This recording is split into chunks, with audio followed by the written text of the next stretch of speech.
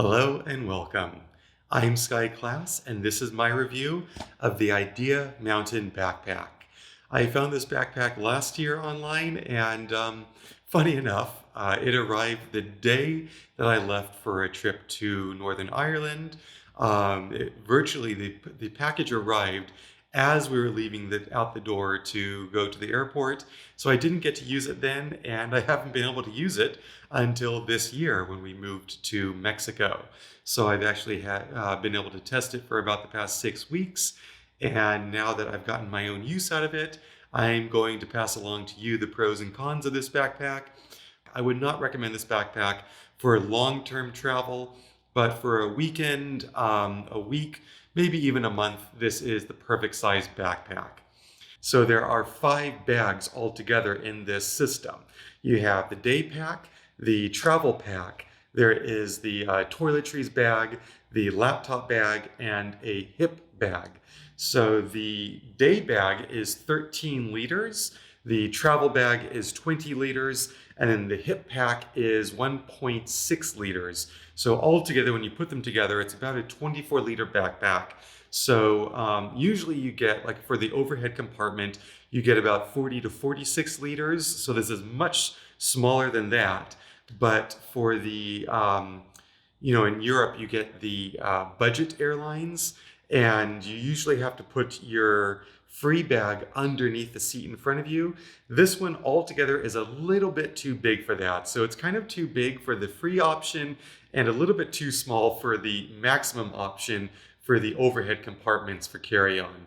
Just for a regular travel short-term backpack, it's just about perfect. So the material is nylon. It's not actually waterproof. It does have a water-resistant spray on it.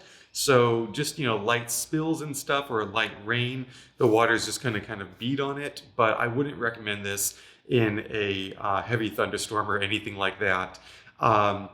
It doesn't actually come with its own duck pack, like a waterproof cover, the way that my REI 85-liter backpack did. But you can buy just waterproof covers from Amazon. I have a very good one. I didn't actually bring it today, but it just goes over, it's kind of a one-size-fits-all, and it wraps over the whole backpack and makes it waterproof. So if you are in wet climates, I definitely recommend one of those. The weight of the backpack itself is only about 3.75 pounds, which is just under 2 kilos, actually about 1.5 kilos.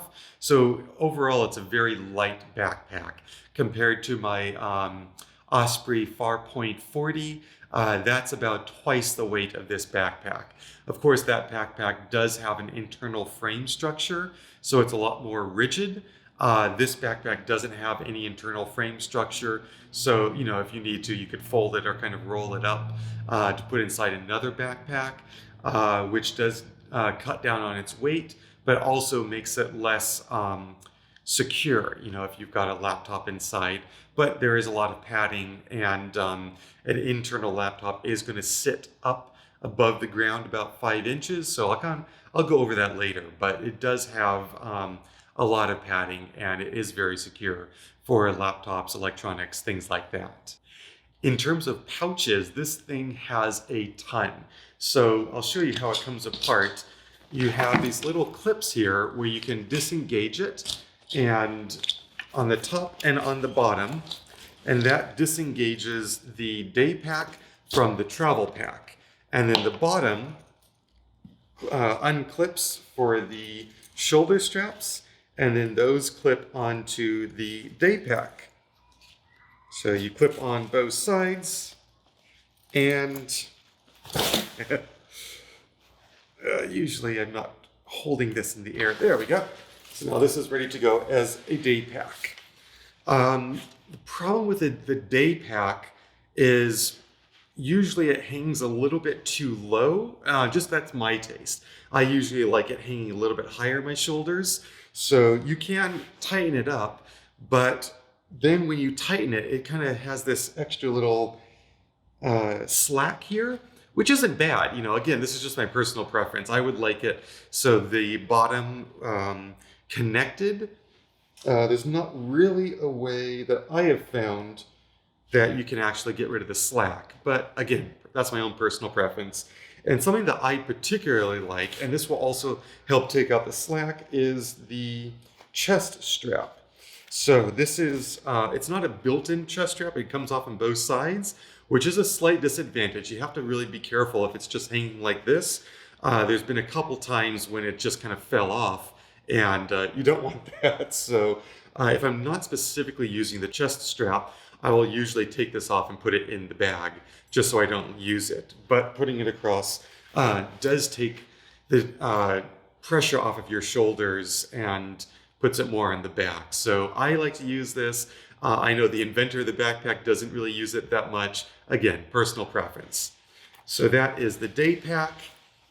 And then just attaching it right back on. 1, 2, 3. Yep.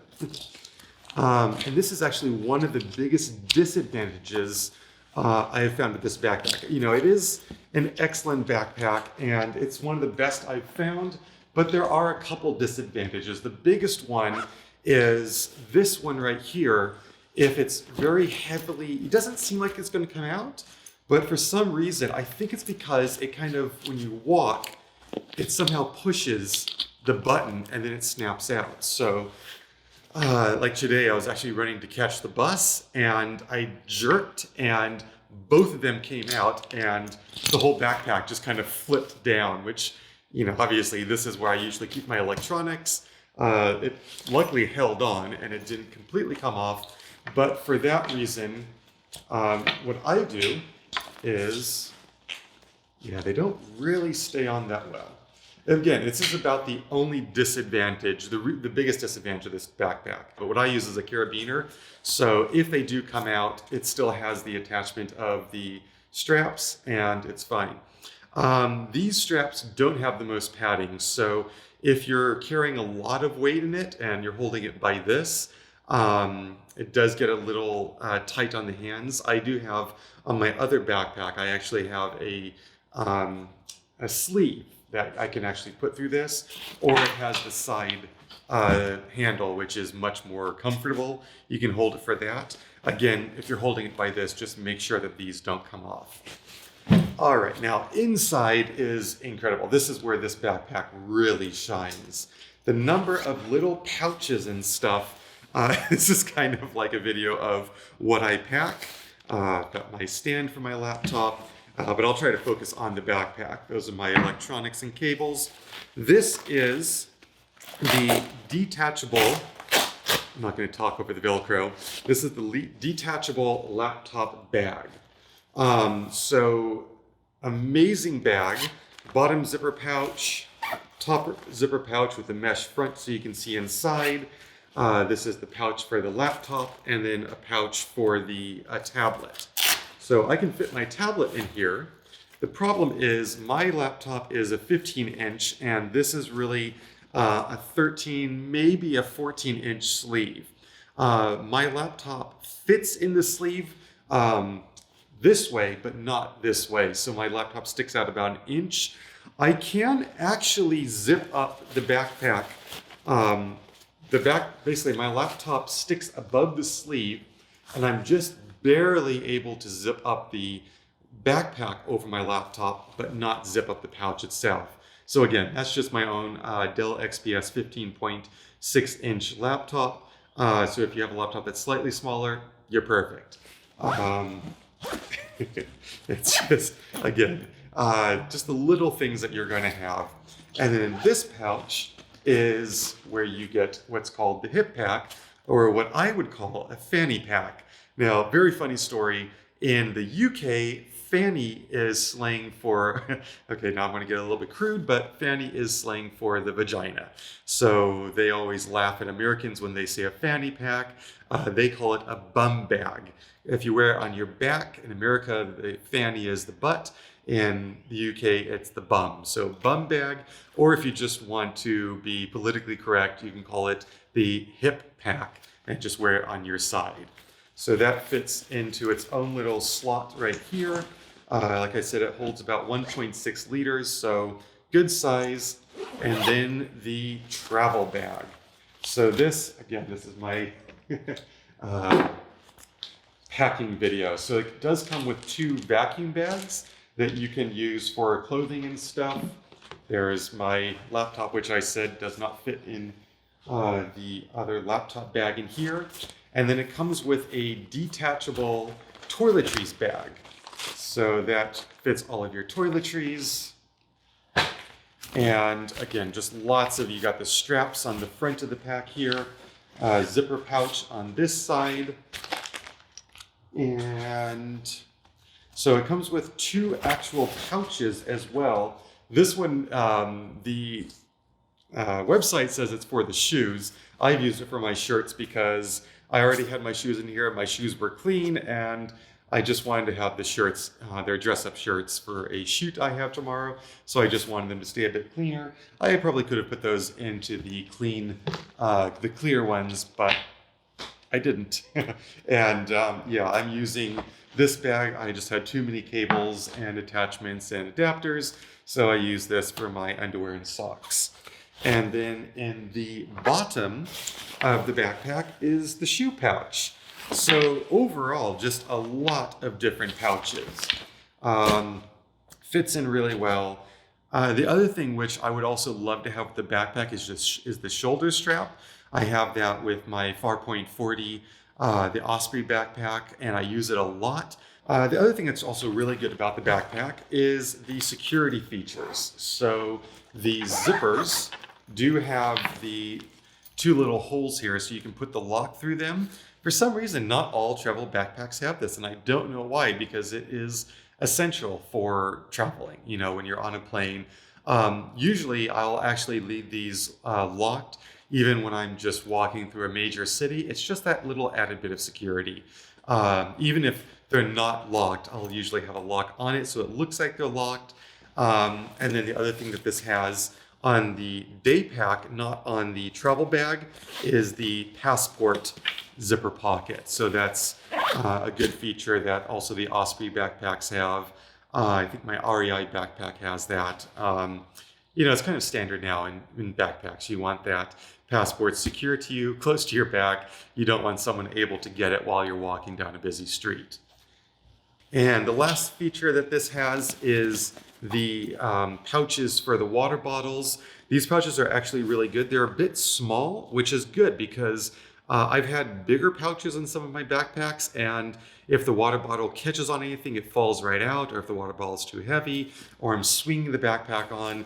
These ones are really snug, so that it holds the water bottle in. The only thing I don't like is if you're using this as a with both backpacks together, you can actually fit the water bottle in it, but it's a little bit too snug. And the other thing is if you pack both sides completely full, which I've done pretty much every time I've used this, it puts a lot of strain, like it kind of pushes like this, and that puts a lot of strain on these connectors and makes it more likely for them to pop out. And that pretty much covers it. That's if you do have any other questions about this backpack, feel free to leave them in the comments below.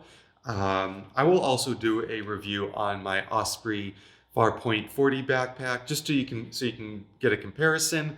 That backpack obviously is a lot bigger. It's smaller than my REI Grand Tour 85 liter, which unfortunately isn't manufactured anymore. I bought it about 7 years ago before I left the US. That is a huge backpack. That's the backpack I use when I'm actually moving from one location to another, like when I go live in Thailand, or in this case, moving here to Mexico. Again, this is my short-term travel backpack. If I'm going for a week, a weekend, maybe a month, I'll use this one. If I'm going for about 3 months, or maybe a month, or I just need to bring a few more things, I'll use the Osprey Farpoint 40, which is the 40 liter.